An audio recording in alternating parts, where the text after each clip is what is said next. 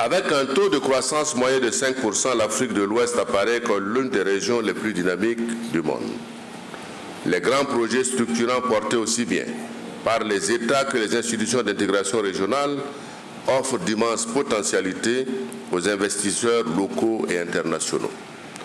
Dans la dynamique de l'intégration économique et pour offrir un cadre favorable aux échanges, notre sous-région ouest africaine a des atouts que constituent, entre autres, un tarif extérieur commun, une monnaie commune, une bourse régionale des valeurs mobilières, une organisation pour l'harmonisation du droit des affaires.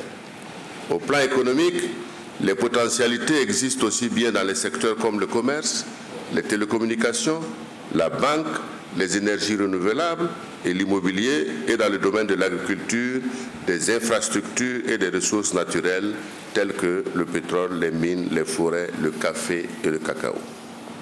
Distingués invités, chers participants, mesdames et messieurs, le Burkina Faso entend exploiter tous ses atouts pour contribuer fortement à la renaissance du continent africain, toute chose qui passe par la prise en main par les Africains de leur propre destin.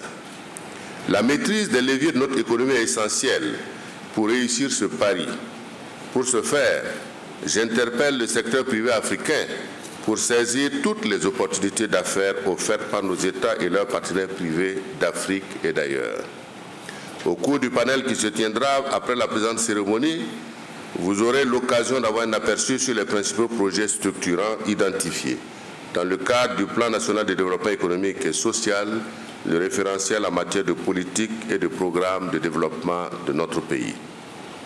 Durant les 15 dernières années, le Burkina Faso a consolidé les bases de son développement économique et les perspectives sont encourageantes pour 2018.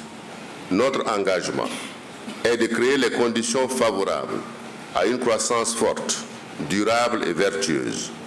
Je puis vous assurer que le gouvernement a pris toutes les dispositions pour assurer la sécurité des personnes et des biens et travaille à offrir aux opérateurs économiques que vous êtes un environnement des affaires incitatif.